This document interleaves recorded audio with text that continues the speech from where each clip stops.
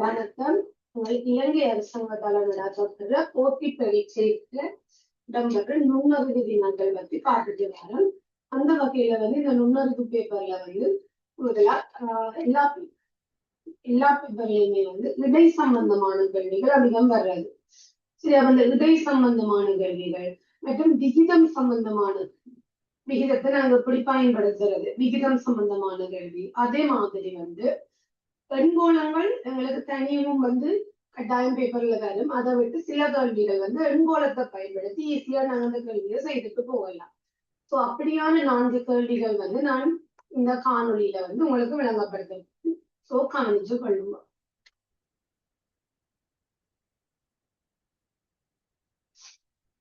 முதலாவது கேள்வி பார்ப்போம். A, B என்ற இருவரும் ஒரே நாளில் ஒரே உண்டியலில் பணத்தை இட்டு ஆரம்பித்து நாளாந்தம் அந்த உண்டியலில் பணத்தை இட்டு வந்தனர்.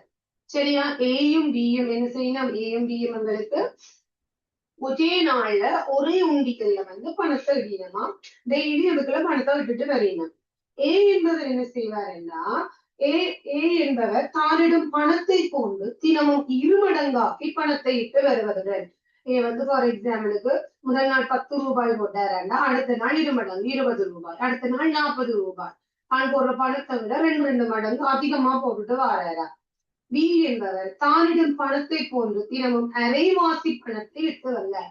பி என்ன செய்யற? First day 10 first day 20 rupees 20 ரூபாய் போட்டுருந்தா, செகண்ட் டே 10 ரூபாய், அது அரைவாசி, அடுத்த நாள் 5 ரூபாய், அப்படியே அரைவாசியா போட்டுட்டு வாராரா. இந்த முறையில் 4வது நாளில் 20 முண்டியலில் விட்ட பணம் 8 ரூபாய்கள் படியாகும். 2 பேரும் 4வது நாள் ஏயும் 8 ரூபாய் தான் போடுறார், பியும் 8 ரூபாய் தான் போடுறார். 4ஆம் நாள்ல அந்த நாட்களுக்குள்ள அந்த 4 நாட்களுக்கு ஏயும் பியும் என்ற இருவராலும் உண்டியலில் இடப்பட்ட மொத்த பணம், சரி, 2 பேராலையும் உண்டியல் இடப்பட்ட மொத்த பணம் கட்டுக்கிறார். சரி, அவங்களுக்கு பாருங்க, இதை எண்கோள முறையில செய்யறது எங்களுக்கு மிக இலகுவா இருக்கும். சரியா? இப்ப எங்களுக்கு ஏயும் பியும் 4ஆம் நாள் போட்ட படம் தெரியும். 2 பேருமே 4ஆம் நாள் போட்ட படம் எங்களுக்கு 2 பேரும் போட்ட படம் 8 ரூபாய். சரிதானே? அப்ப நான் இங்க பாருங்க, காஞ்சி பண்ணுங்க. சரியா? ஏ, சரியா? இவர் பி, சரியா? 2 பேரும் 4 நாட்கள் ஓடிங்க.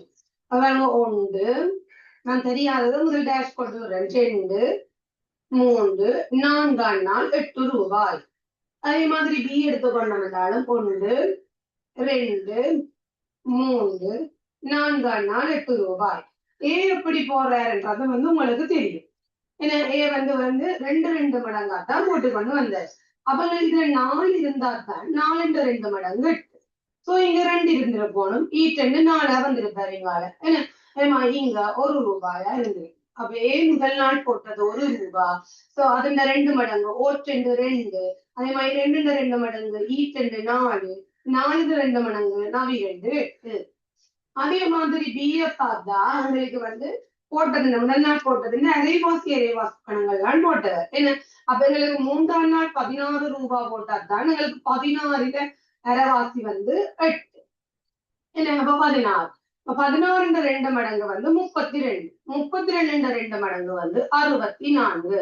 சரி, அப்பதான் பாருங்க, பி முதலாம் நாள் 64 ரூபாய் போட்டிருந்தா தான் 2ஆம் நாள் அதுல அரைவாசி 32 ரூபாய் போட்டிருப்பார். 3ஆம் நாள் அதுல அரைவாசி 16 ரூபாய், 4ஆம் நாள் அதுல அரைவாசி 8 ரூபாய். அப்ப இதுதான் அவை போட்ட பணங்கள். அப்ப நான் சொல்றேன், அது ஏ போட்ட மொத்த பணத்தை காணுவோம். சரியா? 1 1 2 3 3 4 மட்டும் 3 4 7 7 மட்டும் 15. ஏ 15 ரூபாய் டோட்டலா 4 நாள்லயும் போடும்.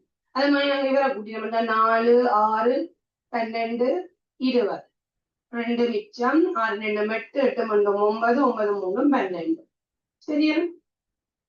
ஏ 15 ரூபாய், பி 120 ரூபாய். சோ நாங்க கூட்டினோம்டா எங்களுக்கு 135 ரூபாய்.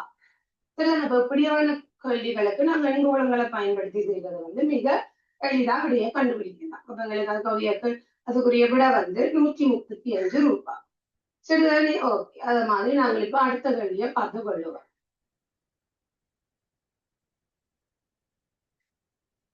பாருங்க, அடுத்த கேள்வி. வங்கி ஊழியர்களை பதவி உயர்த்துவதற்காக நடைபெற்ற பரீட்சையில் சித்தி அடைய வேண்டும் எனில் மூன்று வினாப்பத்திரங்களில் 60 வீதத்தினை விட கூடுதலாக புள்ளிகளை பெற்றுக்கொள்ள வேண்டும். சரி, அப்ப உங்களுக்கு தெரியும் 60 வீதத்தினை விட கூடுதலான புள்ளிகள் வீதத்துல வந்திருக்கு கேள்வி. சரி, அவங்களுக்கு 3 எக்ஸாம் பேப்பர்லையும் 60 வீதத்தை விட கூட எடுக்கணும் வேண்டாம். நீங்க 3 பேப்பர்லயுமே கிட்டத்தட்ட 60 மார்க்ஸ் எடுத்திருக்க வேணும். அப்பதான் நம்ம 3ஐயும் கூட்டி 3ஆல பிரிச்சா 60 வரும். அது உங்களுக்கு இடகான்றது தெரியும். சுந்தரி என்பவர் அந்த பரீட்சையிலே 2 வினாப்பத்திரங்களுக்கும் பெற்ற புள்ளிகளின் இடை 58. சரியா, 2 வினாப்பத்திரத்துக்கு பெற்ற புள்ளிகள் இட வந்து 58. அவ்வாறு அவருக்கு 60 வீத எல்லை புள்ளிகளை பூர்த்தி செய்வதற்காக அந்த 60 வீதத்தை அடைஞ்சா காணும், அதான் எல்லை. அதை பூர்த்தி செய்வதற்காக 3வது வினாப்பாத்திரத்துக்கு வர வேண்டிய மிக குறைந்த புள்ளி. முதல்ல உங்களுக்கு என்ன அந்த என்ன கான்செப்ட் என்னன்னு தெரியும், எல்லாருக்குமே அவரேஜ் தெரியும். ஏன்னா ஸ்கூல்ல போற எக்ஸாம்பிளுக்கு எங்களுக்கு லெவல்ல 3 பாடம் உண்டா, நாங்க அவரேஜ் கார்டு என்ன செய்வோம், 3 பாடத்தையும் கூட்டி 3ஆல பிரிப்போம். அதே மாதிரி இந்த கேர்ள் வந்து சுந்தரி வந்து 60 வீதம் 3 எக்ஸாம் பேப்பர்லையும் எடுக்கணும்டா எங்களுக்கு 3 மார்க்ஸுமே வந்து சரியா. இப்ப நான் கவனிங்க பொருளை விளங்கப்படுத்தி வைப்பேன். அவ வந்து எங்களுக்கு 3 பாடத்திலையுமே வந்து 60 வீதத்தை விட அதிகமான புள்ளிகளை வந்து 60 வீதம் அளவு புள்ளிகள் வந்து பெற்றிருக்க வேண்டும். சரி, அப்ப நான் ஒன்றுக்கு வந்தவங்களுக்கு ஒரு கேள்விக்கு வந்தவங்களுக்கு 60 புள்ளிகள் என்றால் 60 வீதம் வரணும். அந்த 60 3ஆல வருது. சரி, பெருக்கினா 3 0 0 3 6 18 அவங்களுக்கு கிட்டத்தட்ட அவ 3 பாடத்திலே 180 புள்ளிகள் எடுத்தாக்க அதுக்கு அவ செலக்ட் ஆவா. ஆனா அதுல தந்து கிடக்கு அவ 2 பரீட்சைகள்ல பெற்ற புள்ளிகள்ல விட 58 தந்துவிட. அப்ப நான் என்ன செய்யறேன், 2 புள்ளிகள்லையும் பெற்ற 2 பரீட்சைகள்லையும் பெற்ற மொத்த புள்ளிகளை விடாண்டு காண்கிறேன். 2 பரீட்சையில வழியா 58 2ஆல பெருக்குது. என்ன பெருக்கத்தானே வேணும், 2 16 ஒரு மிச்சம் 2 10 11. சரிதானே, அப்ப எங்களுக்கு 3க்கும் 180 மார்க்ஸ் எடுத்திருக்கணும். இப்ப 2க்கும் 116 மார்க்ஸ் எடுத்துட்டா அந்த 3வது எக்ஸாமுக்கு அவளை அடித்தால் அதுக்கு செலக்ட் ஆவா. என்னன்னா நீங்க செய்யணும் 180ல இருந்து இந்த 116 கழிச்சமெண்டா எங்களுக்கு விட 3வது எக்ஸாமுக்கு அவ எத்தனை எடுக்கணும் தெரியும். அப்ப நீங்க கழிச்சிங்களா உங்களுக்கு வந்து நீங்க 3வது எக்ஸாமுக்கு 64 மார்க்ஸ் எடுத்தாதான் நீங்க அந்த பேங்கிங் எக்ஸாம் அப்படியோ அதுக்கு வந்து நீங்க செலக்ட் ஆகலாம். சரியா, அதுக்கு ஆன்சர் வந்து 64. சரி, அப்படி ஈஸியா செய்து கொள்ளலாம். அத மாதிரி நாங்கள் 3வது கேள்வியை பார்த்து கொள்ளுவோம்.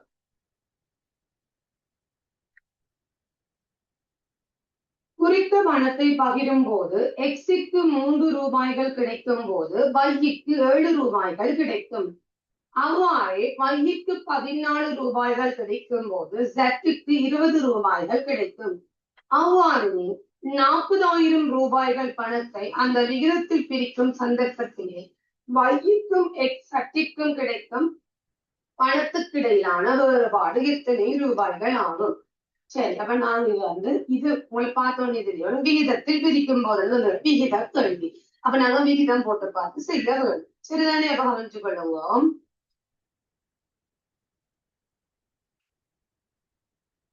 சரி, முதலாவது நாங்க தரப்பட்ட மாதிரியே என்ன செய்வோம், விகிதங்களை போட்டு கொள்ளுவோம். முதல் வந்து யார் யார தந்திருக்கிறோம் அல்லவா, எக்ஸும் ஒய்யும் ஜெட்டும் தான் சம்பந்தப்பட்டிருக்கு. அப்ப நான் இதுல எக்ஸ் விகிதம் உங்களுக்கு தெரியும், 2 புள்ளியும் ஓடணும். என்ன எக்ஸ் ஒய் செட். முதலாவது சொன்னது பகிர்வுக்கு எப்படி பெறுகிறோம்னா எக்ஸுக்கு 3 ரூபாய்கள் கிடைக்கும் போது வைக்கு 7 ரூபாய்கள். அப்ப நான் எக்ஸுக்கு 3 ரூபாய் போட்டுட்டு வைக்கு என்ன செய்தேன் 7 ரூபாவா போடுறேன் சொன்னாங்க. அதே மாதிரி அடுத்த முறை பகிர்வுக்க சொல்லினோம் வைக்கு 14 ரூபாய் கிடைக்கும் போது செட்டுக்கு 20 ரூபாய். அப்ப உங்களுக்கு வைக்கு 14 ரூபாய் கிடைச்சா செட்டுக்கு வந்து 20 ரூபாய். அப்ப நாங்க இந்த 3ஐயும் முதலாவது ஒரே விகிதமா மாற்றணும். சரியா, 3ஐயும் ஒரே விகிதமா மாற்றணும்டா எங்களுக்கு 2 கணியத்தை கொண்டது இந்த வாய். சரி, வையில 7 இருக்கு 14 இருக்கு. சோ நான் இந்த 7 வந்து 14ஆ மாற்றணும். சரி, அப்ப 7 14ஆ மாற்றணும்டா உங்களுக்கு தெரியும் 2ஆல பெருக்கி மாறுத. அப்ப நாங்க இங்க வைய 2ஆல பெருக்கினா இங்க எக்ஸையும் வந்து நாங்க என்ன செய்யணும் 2ஆல பெருக்க வேணும். பெருக்கினோம்டா 2 3 6 இங்க எங்களுக்கு 7 14 அதே மாதிரி எங்களுக்கு இங்க 20ல இந்த மாற்றமே இல்ல. அப்ப இதுதான் உங்களுக்கு பங்கிடப்பட வேண்டிய விகிதம். சரிதானே? என்ன செய்யணும், இந்த ரெண்டு கணியம் இருக்கிற ஆளை வந்து மாற்றணும் ஒரே மாதிரி. அதாவது நான் இந்த 14 2ஆல பெருக்கினேன். சோ இங்கேயும் எக்ஸுக்கு 2ஆல பெருக்கணும். இப்ப நான் இது எளிய விகிதமா மாத்தினா தான் உங்களுக்கு பிரிச்சு கொள்ள ஈஸியா இருக்கும். இது எளிய விகிதமா மாத்த நான் இப்ப 2ஆல சுருக்குறேன். 3 6 7 14 20 20. இதை விட உங்களுக்கு எளிய விகிதமா மாத்த இயலாது. சரி, இப்ப நாங்கள் ஒவ்வொருத்தருக்கும் இதை வச்சுக்கொண்டு பகிர்ற பணத்தை கண்டுபிடிக்கலாம். ஆனா எங்களுக்கு வைக்கும் சற்றுக்கும் இடையிலான வேறுபாடு கட்டுது. அப்ப நாங்கள் வைய முதலாவது சரி வைக்கு எவ்வளவு பணம் போகும் என்பதை காணும். சரி பாருவோம், வை வந்து 7 பங்கு. எத்தனையில 7 பங்குன்றது உங்களுக்கு தெரியும். மொத்தமா கூட்டுவோம். 3 3 மேடம் 10 10 10 20. மொத்தம் 20 பங்குல 7 பங்கு தான் வை. அப்ப நான் இதுல என்னென்ன போடுறேன், 20 மேல் 7. சரியா தர மொத்தம் எத்தனை ரூபாய் நாங்க பிரிக்க போறோம், 40 ரூபாயை பிரிக்க போறோம். சாரி 40,000 ரூபாவை பிரிக்க போறோம். சரி, அப்ப நான் 40,000 போனா உங்களை எல்லாருக்குமே என்ன பிரிச்சு கழிக்க தெரியுது. இங்க நாங்க வெட்டினம் என்றா 2000 என்று வரும். என்ன 2000 நாங்கள் 7ஆல பெருக்கினம் என்றா 2000 7ஆல பெருக்கினம் என்றா உங்களுக்கு 14,000 என்று வருக. சரி, அப்ப உங்களுக்கு வைக்கு கிடைக்கிற காசு வந்து 14,000. அதே மாதிரி ஜெட் மொத்த பங்குங்களுக்கு 20 தெரியும். சில ஜெட் விட வேண்டாம் இல்லையா, ஜெட் வந்து எங்களுக்கு 10 பங்கு. சரி, ஜெட் வந்து 10 பங்குண்டா 20,000 நாங்க என்ன செய்வோம், சாரி அதே மாதிரி 40,000 போட்டு வந்து நாங்க என்ன செய்யணும், பிரிக்க வேணும். சரி, அப்ப பிரிச்சோம்டா எங்களுக்கு அதே மாதிரி தான் 2000 வரும். 2000 நாங்க 10ஆல பிரிக்கணும்டா 20,000. சரி, இப்ப வித்தியாசம் கேட்டா கழிக்கணும்னு தெரியும். அப்ப நான் ஜெட்ல இருந்து வைய கழிச்சுனா 20ல இருந்து 14,000 போனா எல்லாருக்குமே தெரியும் 6,000. சோ உங்களுக்கு ஆன்சர் வந்து 6,000 ரூபாய். சரி, 20ல 14,000 போனா 6,000. அப்ப உங்களுக்கு 3வது கேள்விக்கான விட 6,000 ரூபாய்.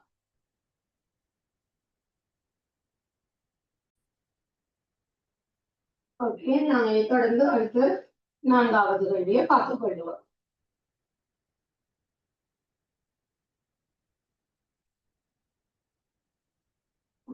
வெளியூர் பயிற்சியில் கலந்து கொள்வதற்காக வெளிநாடு செல்லும் வங்கி ஊழியர்களில் 5 பேரது 5 பயணப்பகுதிகளின் நிறைகளின் இடை. சரி, அப்ப உங்களுக்கு விட வேண்டா தெரியும். 5 வந்து பயணப்பொதிகள் தந்தது 5 பொதிகளையும் கூட்டி 5ஆல வகுத்தாதான் உங்களுக்கு இடைநிறை வரும். வகுப்பதுக்கு பிறகுதான் 27 கிலோகிராம். அவற்றுள் நிறையில் கூடிய பயணப்பொதிகள் 3னது இடை 29 கிலோகிராம். கொண்டு போன 5 பேக்களையுமே வந்து நிறை கூடிய 3 பேக் இடை நிறையும் 29 3 பேக்கையும் கூட்டி 3ஆல பெருக்கி 29 வந்தது. அவ்வாறு நிறையில் மிக குறைந்த பயணப்பகுதியின் நிறை 23. ஆக குறைந்தது 23. அப்ப இதோட 4வது பேக். அப்ப எஞ்சிய பயணப்பகுதியின் நிறை எத்தனை கிலோகிராம்கள் ஆகும்? அப்ப இதையும் நாங்க ஈஸியா செய்து கொள்ளலாம். என்ன முதல் நான் என்ன செய்ய போறேன்னா, உங்களுக்கு முதலாம் தந்தது என்ன 5, அதாவது 5 பயணப்பகுதிகளையும் நிறை வந்து எங்களுக்கு முதலாவது தந்தது.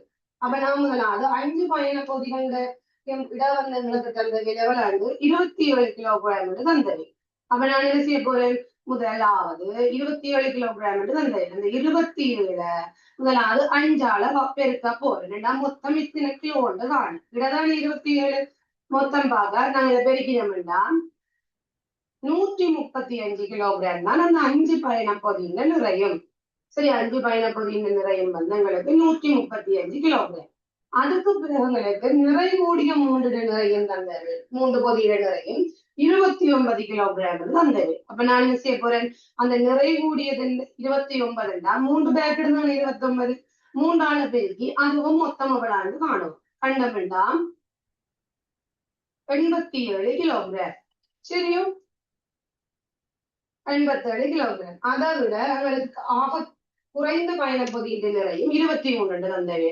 நான் இந்த 87ஓட அந்த 23ஐயும் கூட்டுறேன். எங்களுக்கு 3 பேக் நிறை 87. இப்பதான் அந்த பேக் வந்து 23. அப்ப கூட்டினோம்னா 110 வரும். என்ன 110 கிலோகிராம் வரும். அப்ப மொத்தமா எங்களுக்கு 5 பேக்குமே வந்து 135 கிலோகிராம். இப்ப 4 பேக் இடையே நான் 110 கிலோகிராம் என்று கண்டுபிடிச்சிட்டேன். இப்போ 135ல இருந்து நாங்கள் 110 கழிச்சோம்டா எங்களுக்கு அந்த 4வது பேக் வந்து 25 கிலோகிராம் இருந்திருப்ப. சரிதானே? இப்ப எங்களுக்கு ஆன்சர் வந்து 25 கிலோகிராம். சரியா? ஓகே. இதுல வந்து 4 கழிகளும் விளங்கப்படுத்தியது. இதை தவிர உங்களுக்கு வேற தகவல்களோட உங்களுக்கு அப்படி இதுலயாவது உங்களுக்கு டவுட்ஸ் இருந்தா நீங்கள் கமெண்ட்ஸ்ல போட்டு பண்ணுங்க. அதை நான் விளங்கப்படுத்தி கொடுப்பேன். Okay, thank you.